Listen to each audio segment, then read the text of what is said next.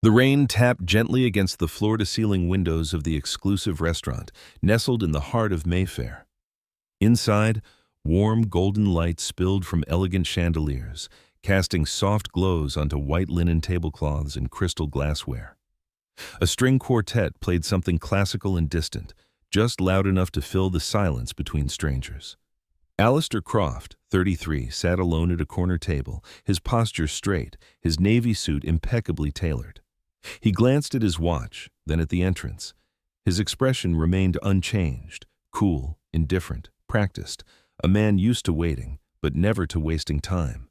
He had no time for blind dates. He especially had no time for blind dates arranged by his mother. But this was different. His mother, Penelope Croft, 68, had always known how to disarm him, not with pressure or guilt, but with a quiet sadness that made him relent. She was sick now, kidney failure, slow, irreversible. So when she mentioned she had met a lovely young woman at her volunteer clinic, a woman she wished Alistair would just meet only once, he agreed. Not because he had any faith in it, but simply to give his mother some peace of mind. Closure. It would be the last blind date he ever agreed to. He had already decided, 20 minutes, then he would make a polite excuse and leave. At precisely 7:12 p.m., the door opened. A woman stepped in, shaking raindrops from her umbrella. Eleanor Vance. She wore a simple dark green dress with sleeves down to her elbows, no makeup. Her blonde hair was pulled back in a loose twist, strands framing a face that was more sincere than beautiful. Her eyes, gray with a hint of blue, searched the room until they met his. She smiled. It was not a dazzling smile. It was a warm, steady one, as if she had nothing to prove. Alistair stood, nodded, and pulled out her chair. Polite, distant. "Mr. Croft," she said softly. "Alistair is fine," he replied. "Thank you for coming." She sat, folding her hands neatly in her lap. The waiter brought menus, poured water, and disappeared. "I know this probably isn't your cup of tea," she said, her voice light but clear. "To be honest, it's not really mine either." He looked up, one eyebrow slightly raised. "My name is Eleanor," she continued. "Your mom talks about you constantly. I feel like I already know your coffee order and how you organize your socks." He blinked. "That sounds rather unsettling." She laughed, but not nervously. "I promise I'm not a stalker. I volunteer with your mother at the clinic sometimes. I teach at a primary school a few nights a week." He nodded slowly, still watching her as one might observe an unexpected variable. "I didn't come here to impress you," she said plainly. "I haven't dressed up. I didn't Google your company. I don't have some grand plan to sweep you off your feet." There was no flirtation in her voice, no ambition, just a kind of open clarity that made Alistair pause. "I came because your mother asked me to," Eleanor finished, "and I trust her judgment more than I trust dating apps or fate." Alistair stared at her for a moment longer. Something in her honesty, her complete lack of pretension, unsettled his carefully guarded world. This wasn't how these things were supposed to go. Most people performed. Yet, here she was. He glanced once more at the door, out of habit, not hesitation. Then he leaned back slightly in his chair and stayed. The silence between them lingered for a moment after the waiter left. Outside, the rain had softened to a misty drizzle, blurring the city lights into a watercolor. Eleanor looked up, her hands folded gently on the table. "So, Alistair, what does a day in the life of a CEO actually look like?" Alistair's lips curved slightly, not quite a smile. "Do you mean before or after I've canceled 3 meetings, fired someone, and read 30 emails about things I've already said no to?" She laughed, a genuine light sound, free of any attempt to impress. "I knew there'd be emails. There are always emails." He found himself studying her. Most people asked that question to be polite. She asked it because she was genuinely curious, and he could tell the difference. "And you?" he asked. "Teaching year 4. That must be lively." "It depends on your definition of peaceful," she grinned. "If peaceful means 28 children arguing about whether Pluto is still a planet, then yes, it's very peaceful indeed." He let out a quiet chuckle, surprised at how easily it came. "It's exhausting sometimes," she admitted, "but I love it. Children are honest, raw even. They don't care about appearances or status. They just want to feel safe and to be heard." Her eyes lit up as she spoke, not in a performative way, but with a light that came from somewhere deep and quiet inside her. "They trust you?" Alistair asked. "They trust whoever shows up and stays." He hadn't expected that answer. It landed with more weight than he'd anticipated. "Some of my pupils come to school hungry," she continued softly. "One of my little boys eats half his lunch and saves the rest for his baby sister. Another girl sleeps through maths because her mum is ill and she's up all night looking after her." Alistair's fingers tapped once against his glass, then stopped. "What do you do when you can't fix any of that?" "I do what I can," she said simply. "I make sure they feel seen. I listen. I remind them that they matter." Her voice didn't tremble. It didn't need to. The weight of her words was enough. "And when that isn't enough," she smiled a little sadly, "then I still show up the next day." He sat back slightly. The line hit him somewhere personal, a place he hadn't let anyone near in a very long time. "You know," she added, reaching for her water, "my biggest dream isn't anything grand. I just want to make sure every child in my class has had breakfast before maths." That stopped him. Not because it was dramatic, but because it wasn't. No talk of promotions, no grand ambitions, no empire to build. Just breakfast for children before maths. Alistair looked at her, really looked at her. His world was built on leverage, on outcomes. Hers was built on presence, on what was enough. He didn't say anything. He couldn't. The waiter returned, clearing their plates. Eleanor had barely touched hers. As the server turned to leave, she called out gently, "Excuse me, could I get this to take away, please?" "Of course, madam," the waiter replied, disappearing with the dish. Alistair watched her fold her napkin neatly, her eyes focused, her hands unhurried. There was no performance in her movements, no need for explanation or apology. When the takeaway bag came, she stood quietly, walked over to the large window, unlatched it, and leaned out just enough to slip the food outside. Alistair turned his head. Across the street, half hidden under scaffolding sheeting, a man was huddled against a building, his knees pulled to his chest. Eleanor crossed the pavement through the rain, crouched down, and offered the bag. She didn't linger. She didn't say anything loud enough to be heard. The man took it with shaking hands. She touched his shoulder, just briefly, then walked back inside. By the time she sat down again, Alistair's expression had changed entirely. He didn't speak. Something had cracked open inside him, quietly, like a window letting in air he didn't know he needed. People in his world didn't see hunger. They certainly didn't share their dinner from a Mayfair restaurant. She hadn't made a speech. She hadn't tried to impress him. She had simply seen someone and acted. That small act, a simple bag of food, moved him in a way multi-million-pound contracts never had. And for the second time that night, Alistair forgot to check his watch. He just stayed. The rain was falling heavily by the time they stepped out of the restaurant. Alistair instinctively reached for his umbrella, holding it open as he turned to Eleanor. "Can I give you a lift home?" he asked, his voice even, neutral. She hesitated, glancing down the block as if weighing her options. "That's very kind of you, but I was just going to get the tube." A sudden gust of wind sent the rain sideways, tugging at her coat and whipping strands of hair across her face. Alistair didn't push. He simply stood still, holding the umbrella steady over both of them. Eleanor let out a soft laugh.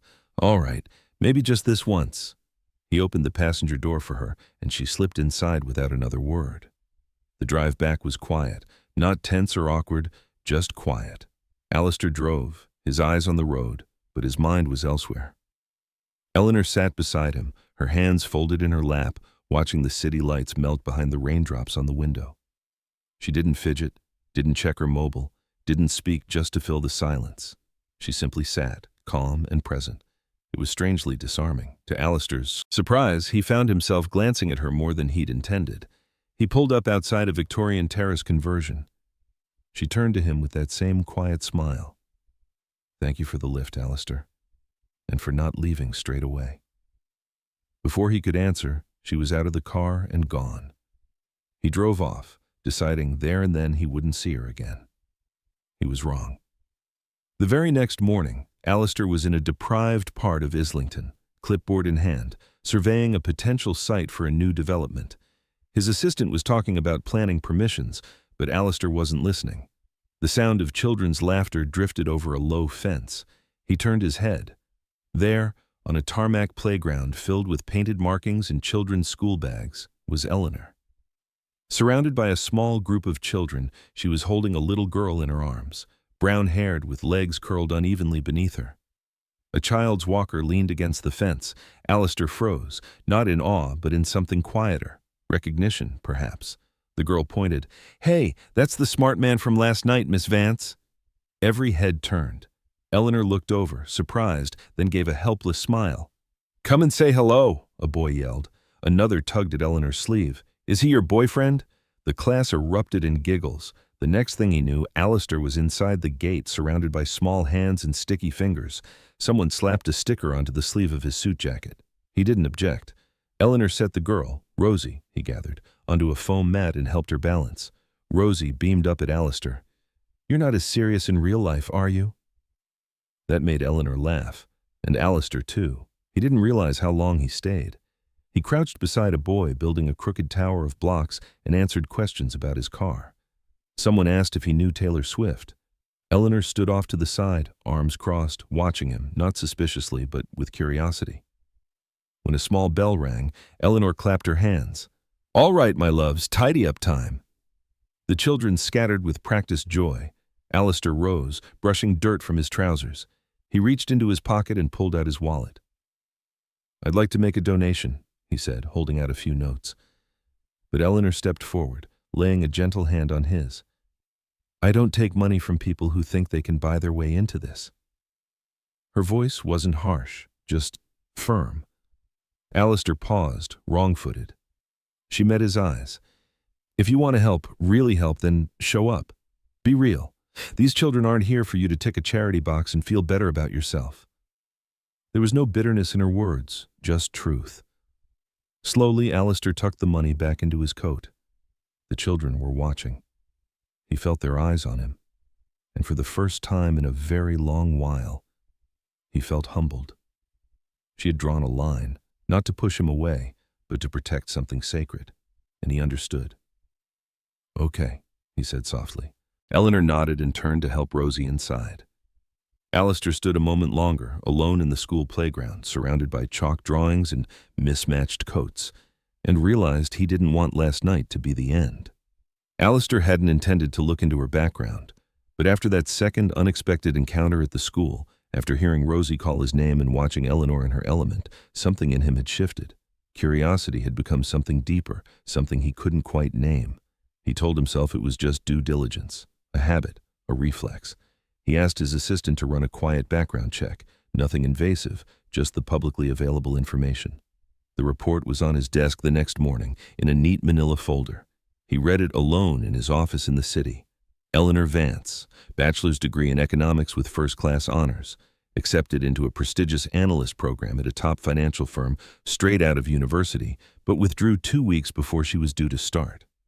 No explanation on record.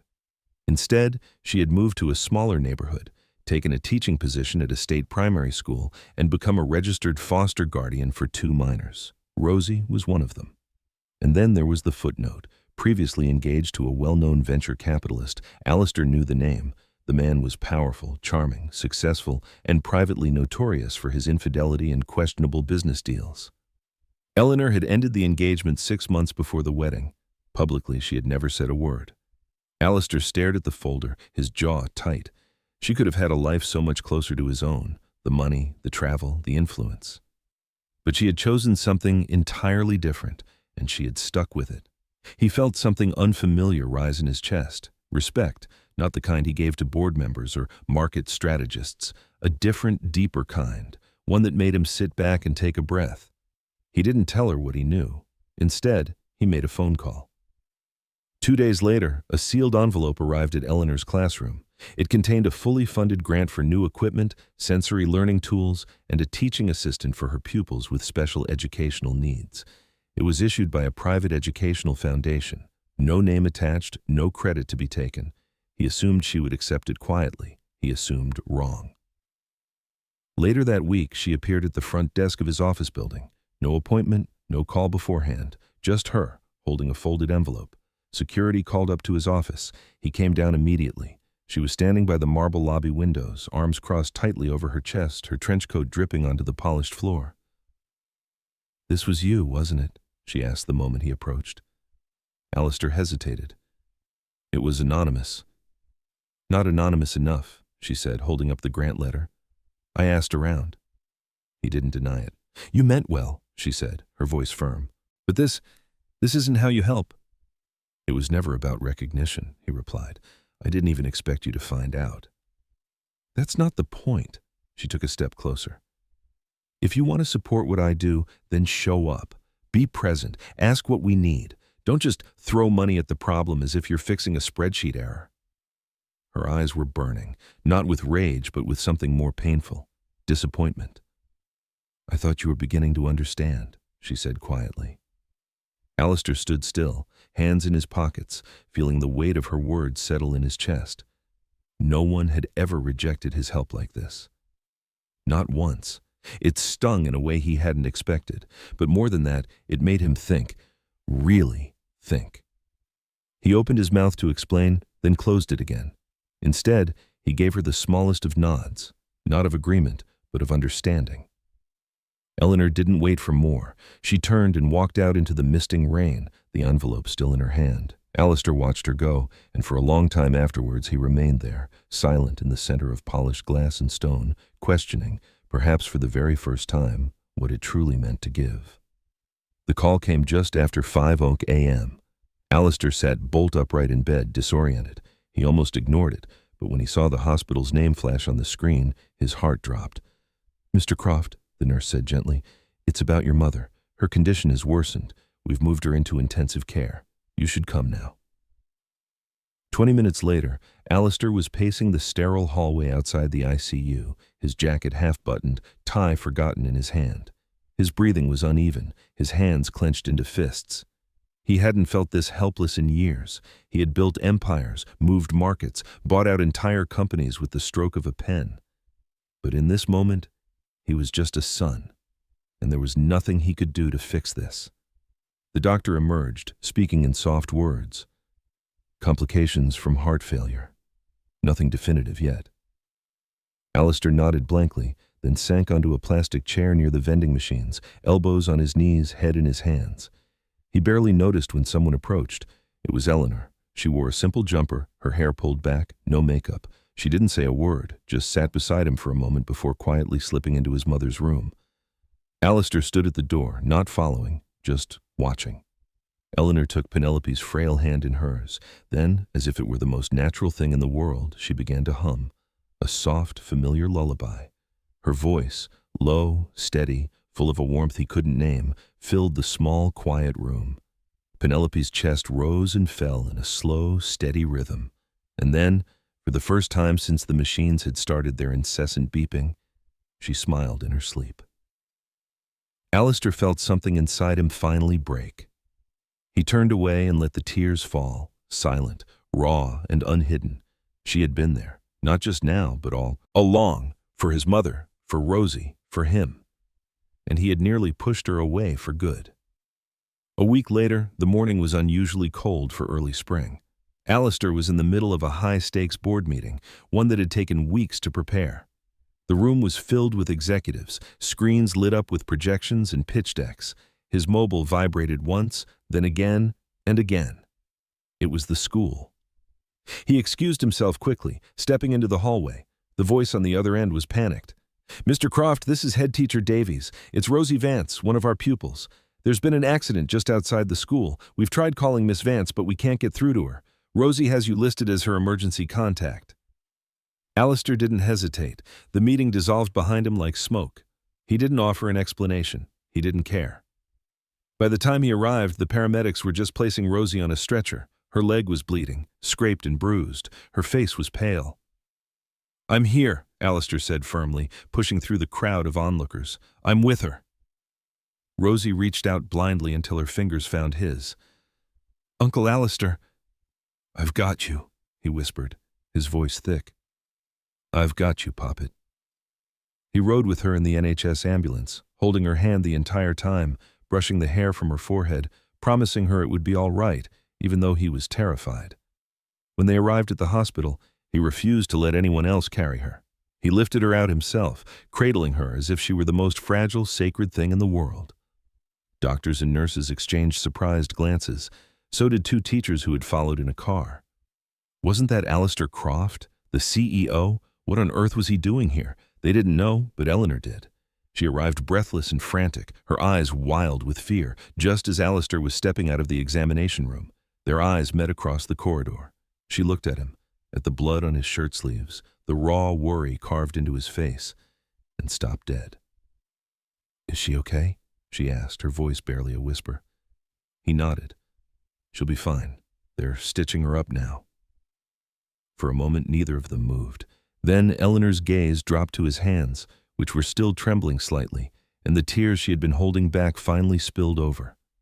She crossed the floor to him slowly, and when she reached him, she didn't speak. She didn't need to. Because in Alistair's eyes, wet, red-rimmed, and utterly unguarded, she saw the man he was truly becoming. Not the CEO, not the fixer, just a man who had chosen to show up when it mattered most, for her, for Rosie, for love. And in that moment, the ice that had encased his heart for so long finally began to melt. The hospital had grown quiet. Visiting hours were long over, and most of the lights in the pediatric wing had been dimmed to a soft glow. Nurses walked the corridors slowly, their voices hushed, the only sounds the steady beeping of monitors. Alistair sat on the hard bench just outside Rosie's room, elbows resting on his knees, head bowed. His suit jacket lay folded beside him. The sleeves of his shirt were still damp from the rain, his smart shoes scuffed from running through the school playground. Across from him, Eleanor sat in silence. She had arrived in a blur of panic and guilt, but now that Rosie was safe, sedated and resting behind the glass, she simply stayed. She didn't speak, didn't ask questions, didn't try to explain the days of distance between them. She just sat with him.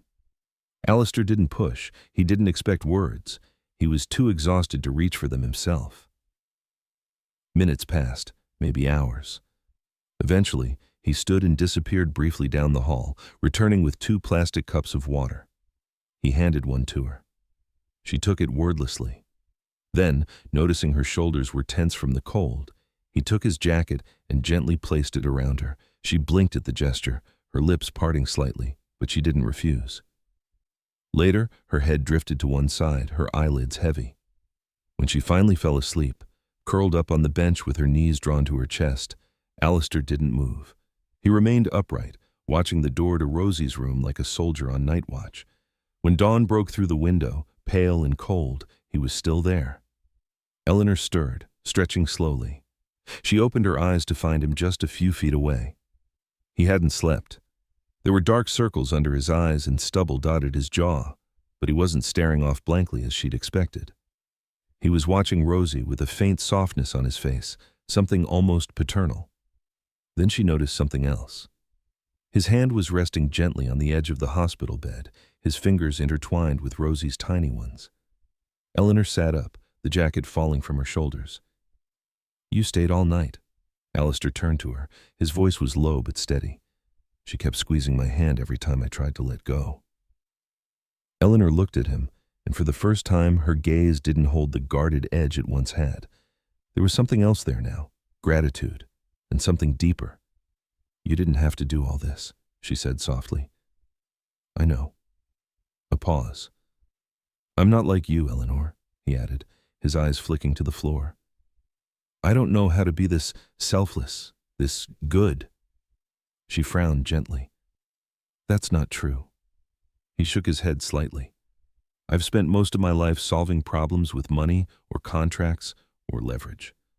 Last night, none of that mattered. I couldn't buy my way out of it. I couldn't control a single thing." His eyes lifted to meet hers. "But I could be there. And I wanted to be." She stared at him, her heart slowing with every word. "I don't know what kind of man I'm becoming," he said, his voice quieter now. "But I know I don't want to become him without you." Eleanor's throat tightened. There was no dramatic plea, no sweeping declaration, just a man who had chosen to stay. Not because he had to, but because he couldn't bear not to. For a moment, neither of them moved. No embrace, no kiss, just a silence that held everything they didn't need to say out loud. And in that silence, something fragile but unbreakable began to form between them, the beginnings of trust, of healing, of something that might finally be love. Rosie stirred behind the glass, shifting in her sleep. Alistair looked towards the door again, his hand still holding hers. And Eleanor looked at him, not as a powerful man or a broken one, but as the one who had stayed when it counted, the one who had been enough. Without another word, she reached for his other hand and held it. That was all. The event was held at a newly renovated community center. Once an abandoned warehouse, it was now transformed into a bright, open space filled with artwork, folding chairs, and curious reporters. A large banner stretched across the front of the room. Equity and education. A vision for every child. Alistair stood at the podium, dressed in a dark jacket but no tie. He looked calm, composed, but there was a new, quiet pride in his posture that hadn't been there before. Beside him stood Eleanor in a navy dress, her hair pinned back loosely. She wasn't there for appearances. She hadn't even wanted to attend at first. But Alistair had asked her, not as a symbol, not as a gesture, but as a partner. When the crowd settled, Alistair began. "Ladies and gentlemen," he said, his voice carrying with natural command, "thank you for being here. Today isn't about my company or my investments or any headline. It's about something that started very small, and someone who reminded me that the small things are what truly matter." There were murmurs, camera clicks, pens poised over notepads. "I've spent most of my life building things," he continued, "but I've recently realized that the most important things aren't built with contracts. They're built with care," he glanced at Eleanor, "and with courage." Reporters shifted in their seats, a few raised eyebrows. This wasn't the Alistair Croft they knew. That's why today I'm proud to announce a long-term partnership with local state schools and nonprofits to fund classrooms, assist special education programs, and support the teachers working with children who are so often overlooked. Applause rippled through the room. "But this isn't just about funding," he added. "It's about listening. It's about showing up." He turned slightly, extending a hand toward Eleanor. "And it's about learning from the people who show up every single day." A gasp went through the room as Eleanor stepped forward. Alistair looked directly at the cameras. "This is Eleanor Vance," he said. "She's a teacher, a community leader, and the person who reminded me what it means to care beyond mere convenience." Eleanor's cheeks flushed. She didn't speak. She didn't need to. The pride in Alistair's voice said everything. For a moment, a bright, full silence hung in the air. Then, applause. But it wasn't over. A figure rose from the second row. Penelope Croft, slim and elegant, a soft scarf wrapped over her shoulders. She stepped forward with the help of a cane, her posture frail but her voice unwavering. "I am Alistair's mother," she said, and the room quieted instantly. She turned to Eleanor. "And I have never been prouder of my son than I am today. Not because of a project or a speech, but because he found the kind of woman I had always hoped he would meet." She smiled, her eyes misting over. "And I would be honored, truly honored, to one day call her my daughter-in-law." The room broke into applause again, louder this time, warmer. Eleanor looked at Alistair, completely overwhelmed, tears welling in her eyes. He leaned closer so that only she could hear. "I thought that blind date would be the last one of my life," he whispered, his voice laced with tenderness. "I never imagined it would be the beginning of everything." Eleanor laughed through her tears, quickly brushing one away. She didn't need a ring. She didn't need a stage. She just needed this, him, standing beside her, no longer hiding. And for the first time, under the flash of camera lights and the gaze of watching eyes, they stood as something whole. Together. 1 year later, the once-forgotten lot behind the school had transformed into a beacon of hope. Its new name was spelled in painted letters across the gate, Lighthouse Community Center. It was a place of laughter now, of learning, of second chances. Children ran across the playground, their school bags bouncing, their shouts of joy echoing through the wide-open space. Inside, classrooms buzzed with music and stories. Outside, in the gentle shade of an old oak tree, Eleanor sat on a low bench, a picture book open on her lap as a circle of wide-eyed children leaned in closer.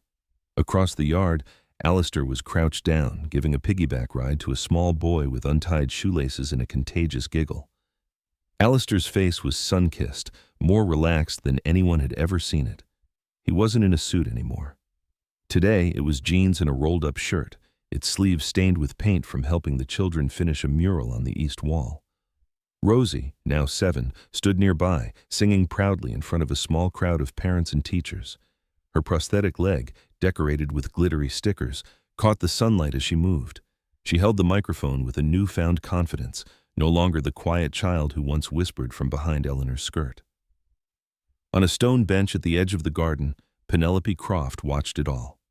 She looked healthier, still thin, still fragile, but with color in her cheeks and a brightness in her eyes. She sipped warm tea, wrapped in a shawl, smiling as if every wrinkle on her face had been carved by joy. Later that afternoon, as the sun dipped towards the horizon, Eleanor returned to the classroom to tidy up. While straightening the children's work in their trays, she noticed something inside the wooden desk drawer. An envelope. Her name was written on it in Alistair's unmistakable handwriting. She opened it. Inside, there was just a single folded note. "Thank you for showing up. I'm not afraid of being alone anymore, because you are home." Her breath caught. The tears came quickly, unannounced, falling gently onto the page. That evening, as a golden light bathed the garden behind the center, close friends gathered under strings of fairy lights and white paper lanterns. The smell of wild flowers and lemon drizzle cake floated through the air. There was no grand ceremony, no press, no fanfare, just children, laughter, and love. Eleanor stood at the altar in a soft cream dress, barefoot on the grass. Alistair faced her in a linen shirt, his hands trembling slightly as he held hers. They didn't need vows written on paper. Everything had already been said in sleepless nights in hospital corridors, in shared silences, and the way he looked at her now. As he slid a simple ring onto her finger, Alistair leaned close and whispered, "Eleanor, you didn't change my life with grand gestures. You changed it with simple humanity." She smiled through her tears. And just then, from behind them, a loud, joyful voice rang out. "We're a proper family now," Rosie shouted, her arms flung wide. The crowd laughed, and within seconds the children rushed forward, surrounding Eleanor and Alistair in a flurry of hugs, giggles, and squeals of delight. Alistair laughed, Eleanor knelt down, and together they wrapped their arms around the ones who had made them whole. Not just a happy ending, a beginning, a home. He thought it was just one last blind date, but she changed his life with nothing but kindness. No games, no masks, just truth, heart, and a little girl who called him family. At Kindness and Love Tales, we believe love can cross any boundary, rich or poor, broken or whole. If this story touched your heart, please like, share, and subscribe for more tales that heal, inspire, and remind us. Sometimes love shows up when you stop looking and choose to listen instead.